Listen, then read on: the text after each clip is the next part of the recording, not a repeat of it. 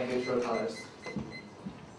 And now, may we invite the fifth presenting team, Intercultural Education, to get ready on stage. Members of the Intercultural Education come from the Hong Kong University of Science and Technology, the University of Hong Kong, and the Hong Kong Polytechnic University. And your team is going to have 15 minutes for presentation and 20 minutes for the Q&A session. A reminder, 5 minutes, 3 minutes, and 1 minute will be given to you towards the end of the presentation. So you can start when you're ready. Thank you very much. Ladies and gentlemen, my name is Freddie.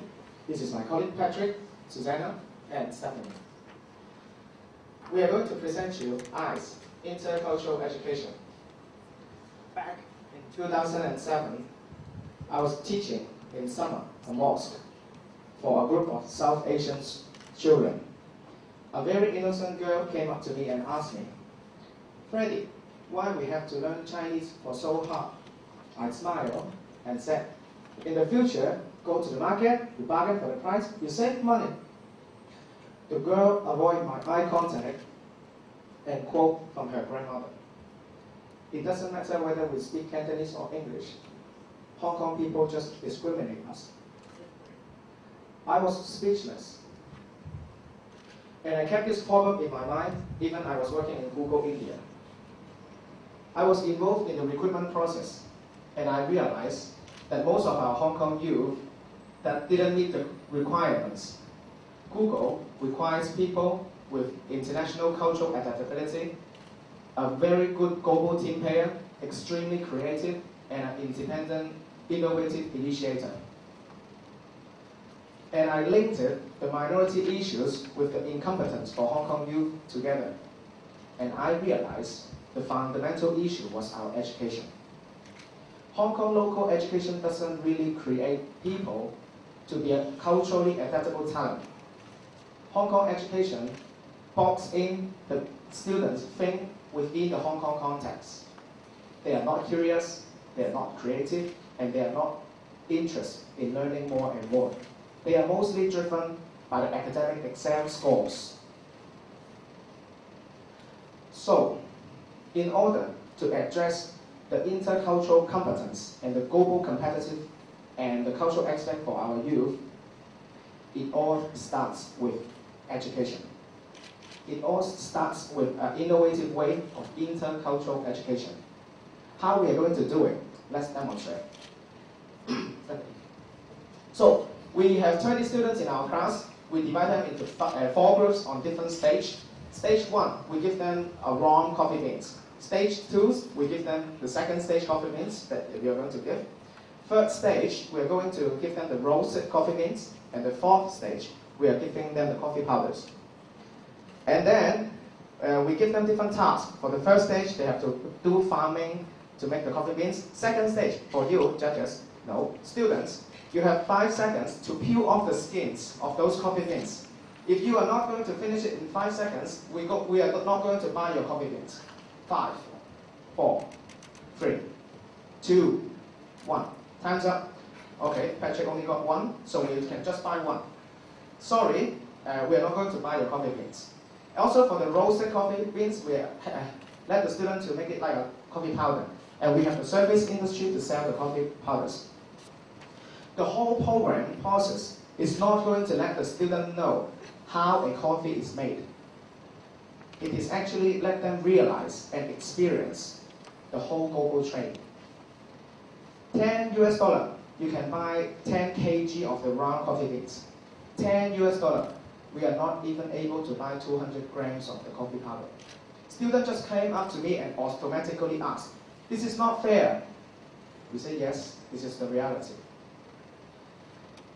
So, at the end of our workshop, we invited a real African guest to come and share the African farming community, how they feel and how the reality goes. And also, he would let the student play the African drum together and dance the African dance in the classroom. It creates excitement and it releases the emotions. The rationale behind this demonstration is, first, we use the real example, the beans, the product, and the people, to arouse the curiosity from the students to learn more, to know more. Second, we use the fair trade concept to illustrate there are social issues, there are global problems. Third, we use the different stage of the coffee beans and different process to demonstrate, and the students would realize the different way of thinking and concerns of different process.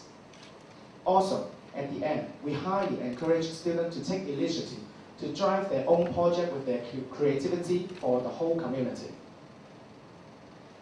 And this is what we want to see. Imagine when education can be so interesting that students, when they're stepping out of the classroom, going back home, sitting in front of the computer, checking on Wikipedia, how is the fair trade, how is the global problem, how is the culture, how is the music, instead of playing computer games. Imagine when education can be so interactive that students are excited about learning. They want to know more, they're eager to share the learning experience, and they find the long-lost fun in knowing more and more every day. Imagine when education can be so international that students connect with the whole different parts of the world, different culture, different country, and they start to care about the society, community, and different issues. Ladies and gentlemen, here I will tell you one thing. This imagination has turned into reality on 18 December 2009.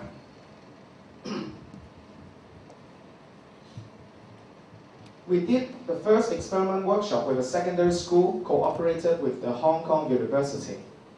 We had a huge recognition from the school to appreciate the new innovative way of education. And all the students in our workshop reported that they learned a lot for the global issues, self-understanding, and they all enhanced their English skills. We believe this is worth doing, and it's worth doing in a bigger scale. And how ICE could operate in this social enterprise, I'll let my colleague Patrick to illustrate the business model. Thank you very much, Freddie. So by now you're probably thinking, okay, this is a great idea, but how will you operate? And this is where the ICE business model comes into play. Now, ICE will work together with trainers from foreign countries, from China, as well as local minorities. We will establish partnerships with local institutions, education institutions that is, NGOs, and social entrepreneurships. Together, we create the ICE program. The workshops are the core product of the ICE program, as Freddie already mentioned. We will also establish projects, create study tours, as well as conferences where students can come together and learn. This program is targeting junior secondary and senior secondary school students. This is our target market. Now, on my next slide, I have a very interesting list. It's a list of advisors and partners that we've already established. For example, one advisor is Ali Farhumad, which is a very famous case researcher from Hong Kong U. And on our partnership side, we have HKSEC, which is a worldwide student organization, as well as one laptop per child, which I'm sure that all of you heard of already. Now, you might ask yourself, so who are the people working with ICE? Well, we're a group of 5 people. Some are students and some already graduated.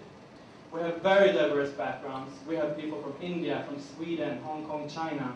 We have around 20 nationalities ready to go out and conduct workshops for students. We all come from different universities, and we also study different degrees. So this actually adds on to our uniqueness and to our ability to go out there and conduct these intercultural workshops. Currently, we have 2 full-time working with ICE, which is Freddie and Susanna. The rest of us will start working full-time with ICE once we graduate. And this is really a demonstration of our passion for what ICE stands for.